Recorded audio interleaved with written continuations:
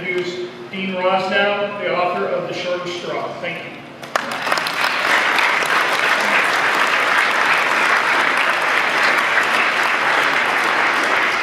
Wow, this is exciting to be here with you guys. I am so honored to be with you all. I want to thank the El Dorado County Search and Rescue Team for planning an amazing event. Don't you agree? Give it up for them, yeah. And where's Christy Mayhew? Christy, where are you? There she is, right here. You better stand up and let everyone give you a hand right now. And her husband. So I got to tell you what happened. A number of months ago, I think it was maybe May, Christy read my book, and she sent me an email, and I was somewhere in the country. I've been traveling, promoting the book the last year, and I forget where I was, but I got her email, and I was so excited, and I read the email, and I was like, yes, this is awesome. I'd love to do this. And then I saw the dates, September 7th, 8th, and 9th, and I thought, doggone it. I'm going to be in Hawaii for my anniversary, which is Monday. I'm going to be married 30 years this coming Monday. So I had to break this news to my wife. And so what I did was, the first thing I did was I told her, honey, check out this opportunity I have. And I didn't tell her the dates. I said, yeah, they want me as the keynote up at SAR in Tahoe. And she goes, oh, babe, you got to do it. This is going to be huge. You know, you just got to do it. Right? Was I smart? And then I said, yeah, there's a problem. She goes, what? And I said, yeah, it's when we're supposed to be in Kauai for our anniversary. And, you know, she said, well, I've put up with you for 30 years of SAR already, and you disappearing on holidays and everything else, and Kauai's not going anywhere, so, you know, I'd love to introduce my wife. Would you like to meet her? Well, I would, but she's in Kauai. What are you gonna do, right? What are you gonna do? No, it's great to be here again. We actually spent the first week of our honeymoon here in Tahoe, right down here at the Keys. It was great.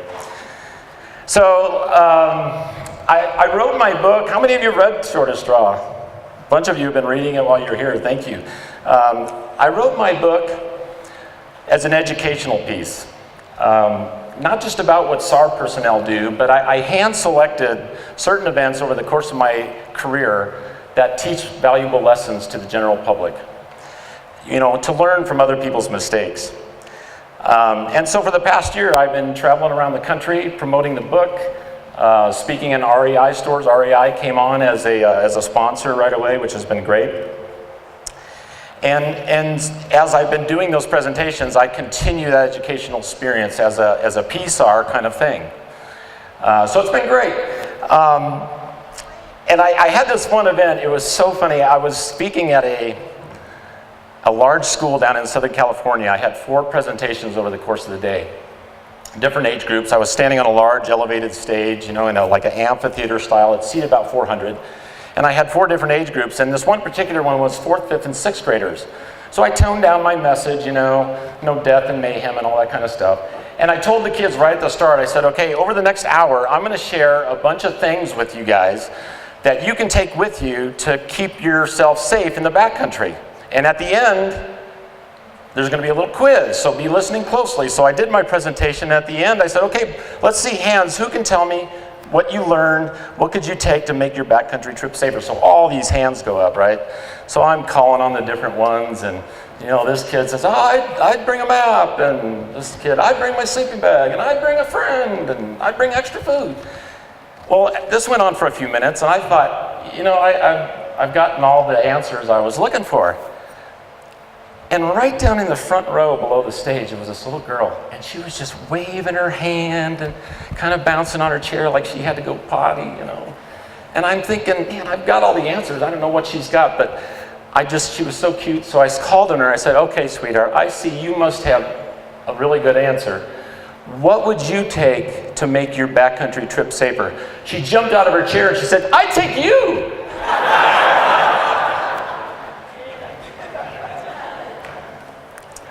That young girl, after I quit laughing, she saw something in me. She saw that I had information that was valuable to her and that I was qualified. I thought about her again a few months ago. I was up speaking at REI's flagship in Seattle in June, and a number of other stores up there. And a gentleman in the crowd, he asked me a question, and this was the question he asked me. He said, "To what do you owe your success in search and rescue?" And the first thing I thought of was that little girl. And I responded to him. I said, "You know, I learned early in my career that things in SAR don't always end well. You all know that. And so if you choose to be successful and you qualify yourself that way, you may not last long in this business." And so I told him, I chose over the course of now 34 years of SAR, instead of being successful, I chose to try to be significant, so that no matter what the circumstance, I felt that we had achieved a goal that was worthy. So I'd like to share a little bit of how I got to that place. As a young boy in Southern California, I discovered rock climbing. I was an adventurer, and in 1975, I took a climbing class at 13 years old, and climbing became my passion. I began to live the climbing lifestyle.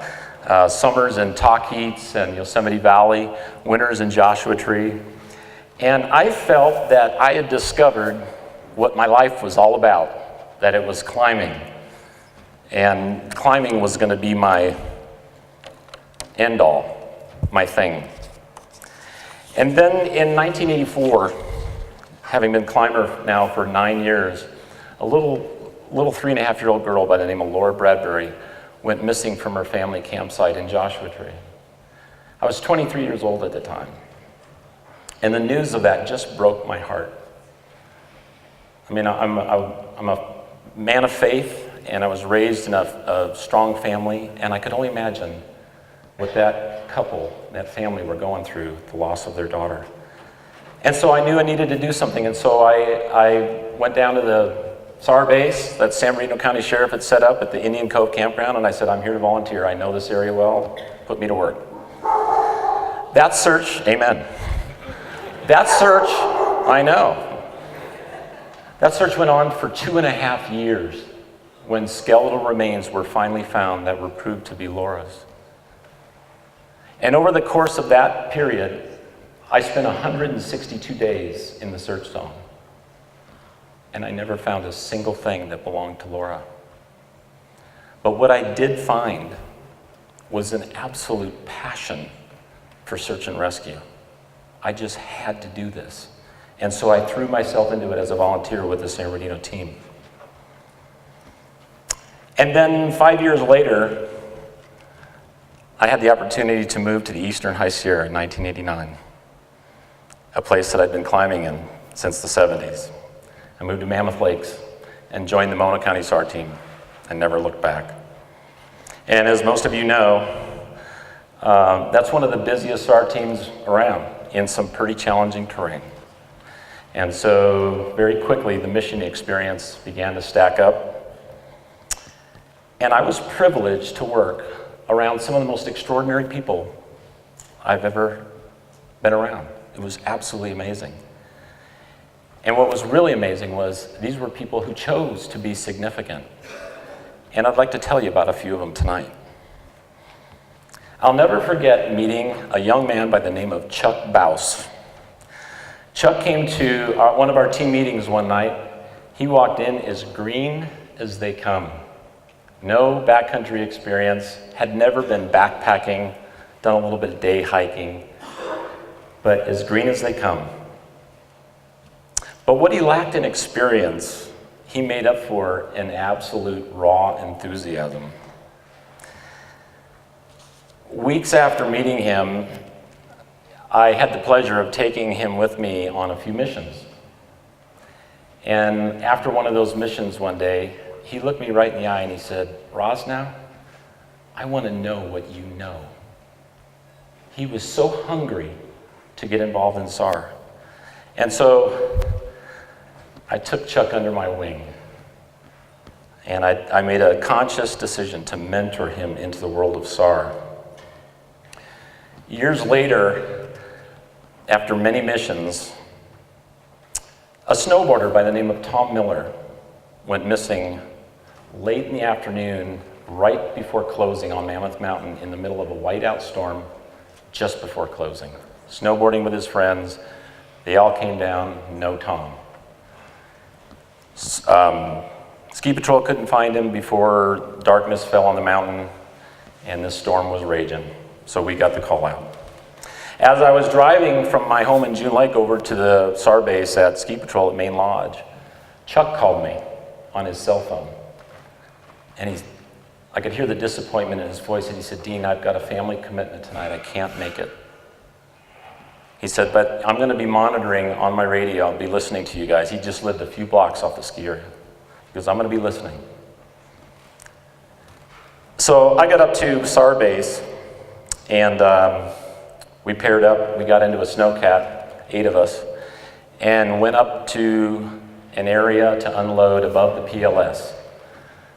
By the time we got out of the snowcat, it was well after dark. The storm had cleared, there was a full moon out, and I remember clicking into my skis, bent over, and I looked at the thermometer on my parka and it said 3 degrees.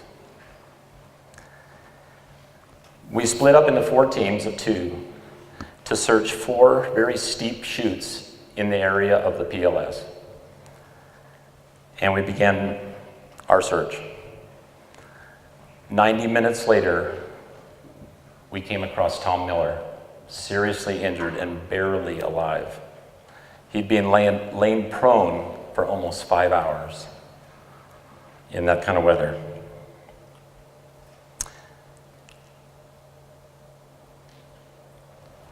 We put Tom in a sleddable litter and skied down to SAR base at Lodge and to an awaiting ambulance. And as we skied up in the crowd, there was Chuck. And I pulled off my ski goggles and he saw my eyes. And he knew just by looking in my eyes how bad off Tom was. And his eyes told me how badly he wanted to be up there with us on the mountain. I clicked out of my skis and I saw Tom's friends in the crowd, and I went up and I talked to them and I told them, "It's not good. Tom's not doing very well." Prayed with them, told them how to get to the hospital, and told them we'd see him down there. I went up to gather my gear, and as I passed the back of the ambulance, I climbed up on the bumper and I scraped the ice off the back windows. And there, over Tom, amidst a menagerie of IV and O2 lines, was Chuck doing CPR. And tears just started rolling down my face. He stayed with us on the mountain listening on his radio, couldn't be with us. And then he showed up to fight for a life. I couldn't have been more proud of him.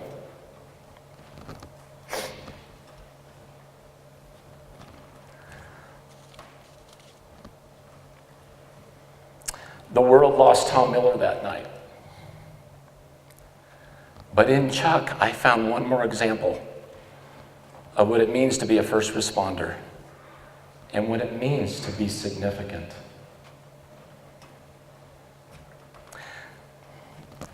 You'll have to excuse my tears. I call that my inner chick coming out. Speaking of significant, if you're in this room tonight and you're part of a helo crew, whether it's military or law enforcement, would you stand right now, please? Are there any helo crews here? None? They all went home? We don't have any of them tonight. All right, well, I wanted to brag on him a little bit. Because over the course of my 34 years of service, I've had the honor and privilege of flying with SAR crews from every branch of the military, Park Service, Forest Service, CHP. In fact, if you read my book, I dedicated the first page to these crews. And I'm convinced, and probably most of you will agree with me, these men, young men and women, have to possess the biggest balls and ovaries of anyone on the planet. Hopefully that's not too crude for you. I mean, from high altitude insertions and extractions, desperate weather conditions, fading or non-existent light, vicious cold, extreme heat, these young men and women show up good to go. You know what I'm talking about? They're ready for the task.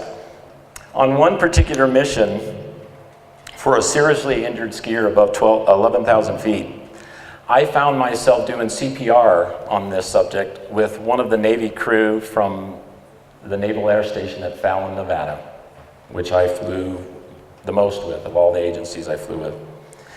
And for the rest of my life, I can tell you that I will never forget the sight, the visual of that subject's abdominal muscles suddenly tremble when his heart started to beat on its own.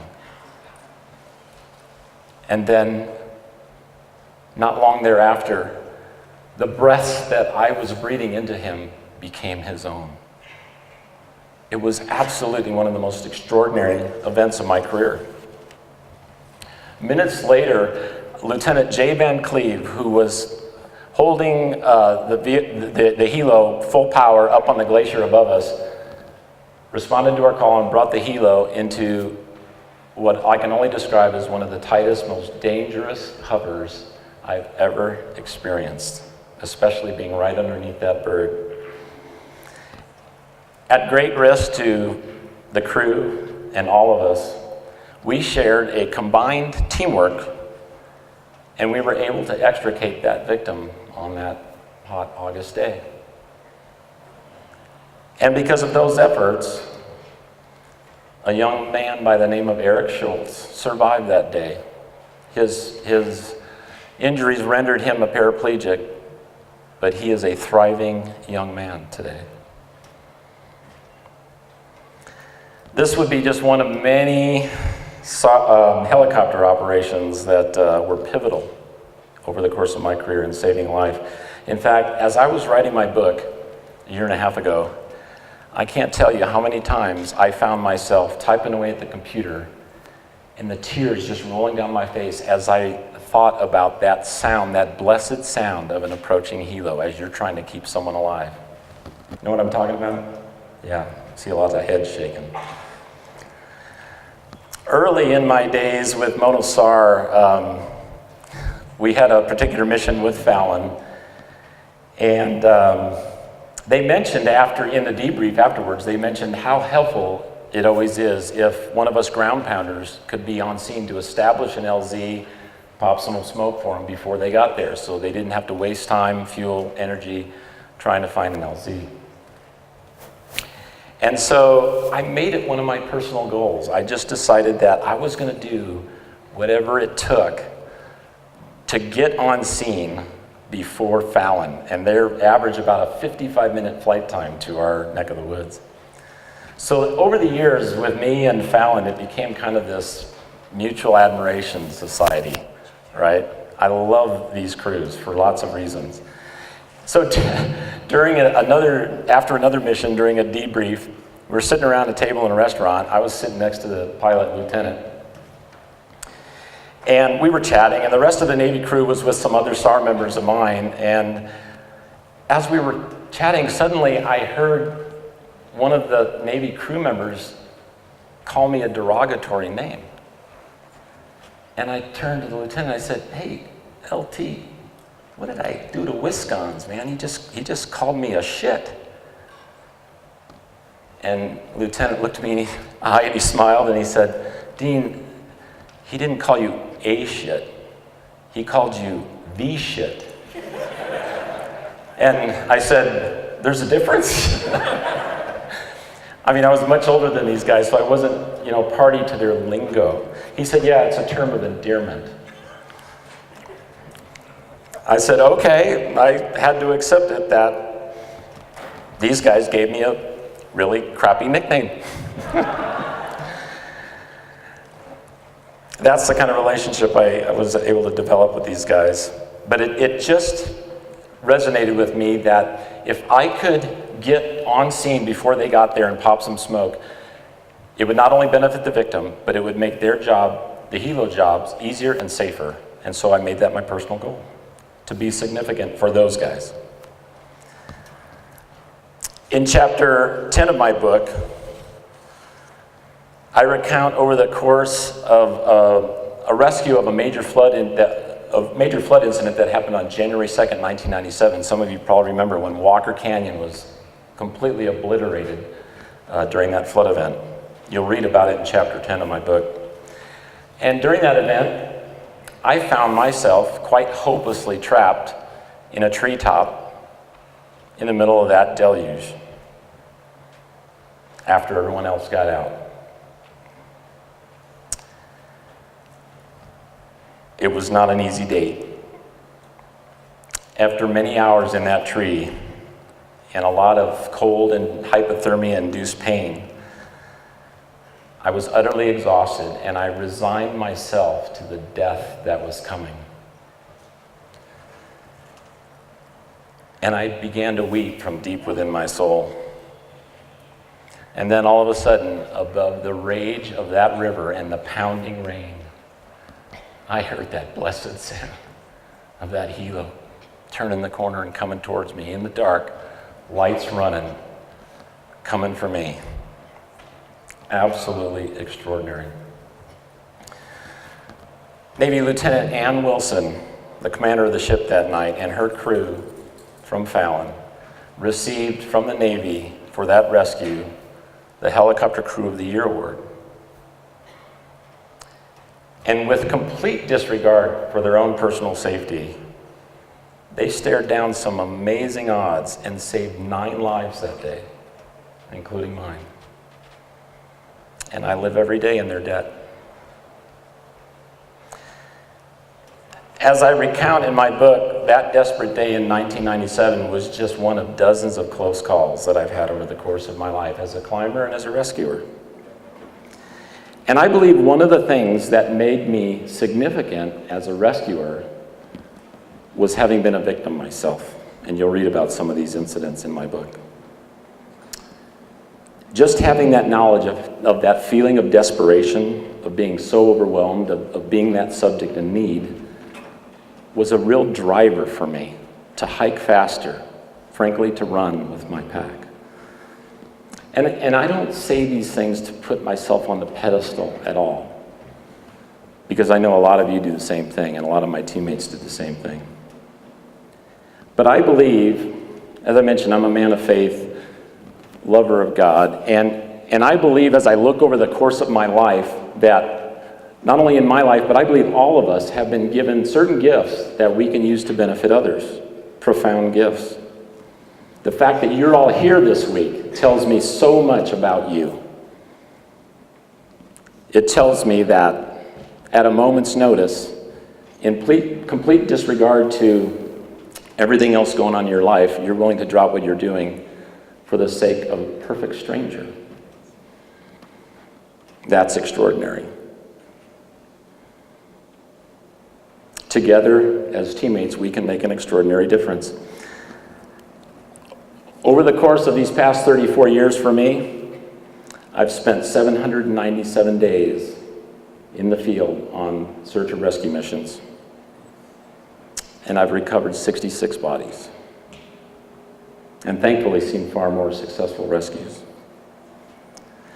But over the course of this time, I've learned a few things about what it means to be significant in the SAR realm. And so I want to share 7 of them with you. And probably all of these you're going to know. But I want to share them with you from my perspective. Number 1, do exactly what you've done this weekend. Train your brains out. Because the lives of those that we're going after depend on it. And the lives of your life and the lives of your teammates are absolutely paramount. Train your brains out. Number 2, listen to your superiors. Pretty important stuff. These people didn't ascend to their positions because they're handsome or pretty. Well, maybe some of them did. Their experience teaches us all how to be better at what we do and might just assist us in saving a life or saving our own lives. I didn't do this one very well early in my career, and I have to admit it. I was pretty headstrong, to say the least, very type A. And it was the fact that I'd been so many times come close and been a victim myself, so many times, that was what was the driver in me.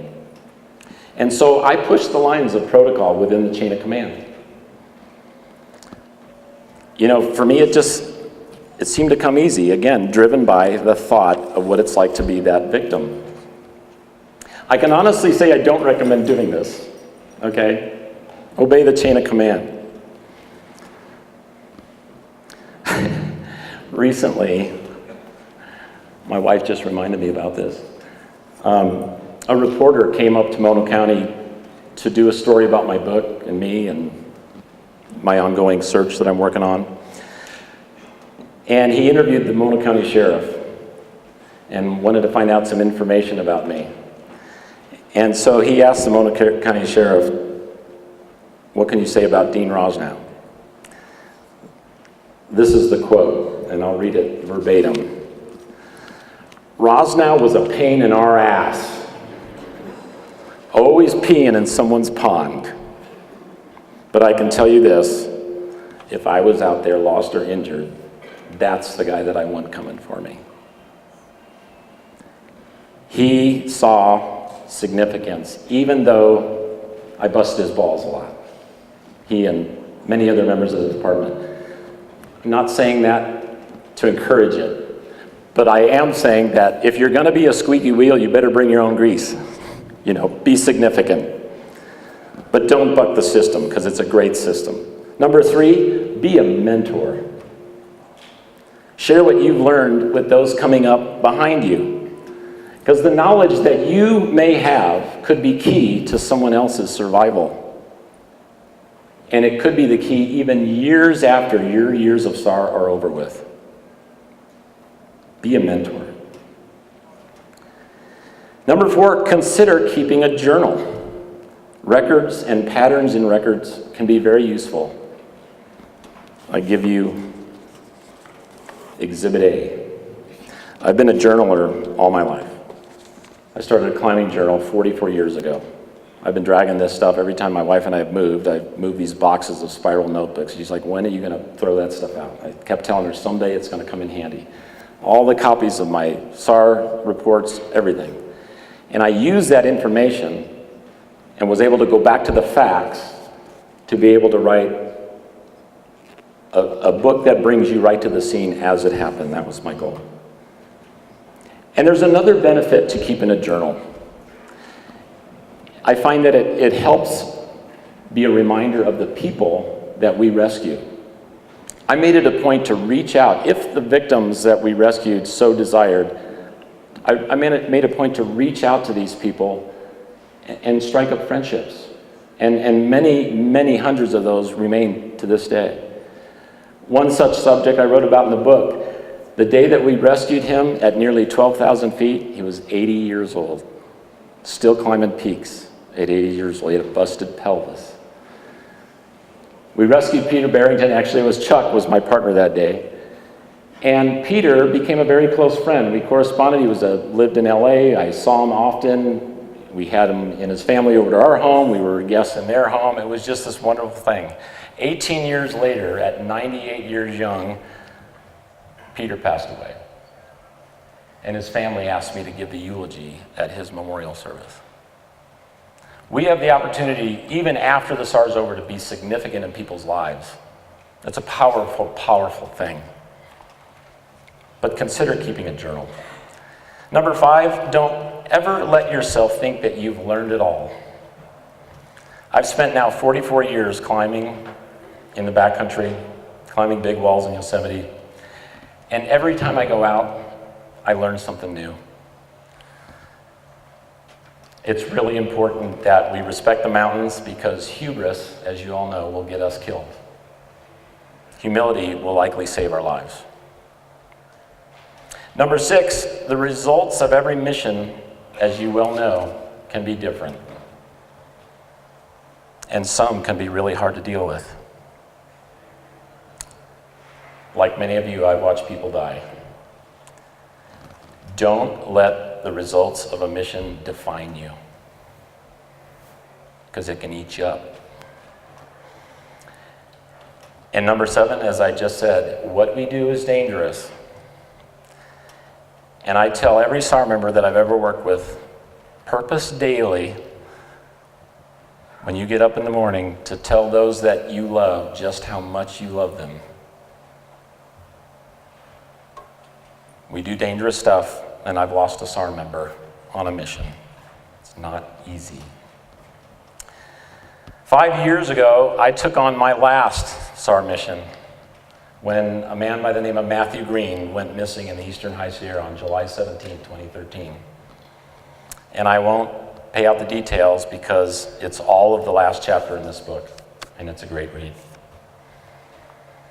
So far, I've spent to date 202 days in the search area. This is in the Ritter Range of the Ansel Adams Wilderness, which is, in my eyes, arguably one of the most dangerous areas in all of the Sierra Nevada. And I haven't found a single thing yet that I can link to Matthew, although I have a box in my garage that weighs about 16 pounds of stuff that I've found over the course of 202 days of searching now. Nothing yet of Matthew. In fact, in the book, as you'll read, I liken the odds of finding anything at all in this search area of 370 square miles. I liken the odds to you trying to find one of your eyelashes in Disneyland. That's the odds. It's not good. I didn't take on this case for fun because, in all honesty, mentally and physically, it's the hardest thing I've ever done in my life. I'm doing this solo. There was never an official search for Matthew because there wasn't enough information about where he went for the sheriff of Mono County to call an official search. And so I took the case on, and you'll read about that in the book, why I'm searching in the Ritter Range. But I do it because over the course of my career, I've had the privilege of working alongside so many people who chose to make a difference and be significant, people like every one of you. And I've learned that when we do choose to make a difference, we can make a difference no matter what the odds are. And you'll read about some of those stories in my book. As I said, in my ongoing search for Matthew, I haven't found a single thing of Matthew's. I haven't had any success. But I know this. Back in Pennsylvania, there's a family, Matthew's family, who finds that what I'm doing is significant. My prayer for every one of you is that you would continue in this worthy goal of saving lives, and that you would choose, no matter what your role is in every mission, to give it your all and just choose to be significant. Does that sound like a great goal? I am deeply honored to be with you all tonight. I wish you all success in everything you do. God bless you, and I hope to see you again. Thank you.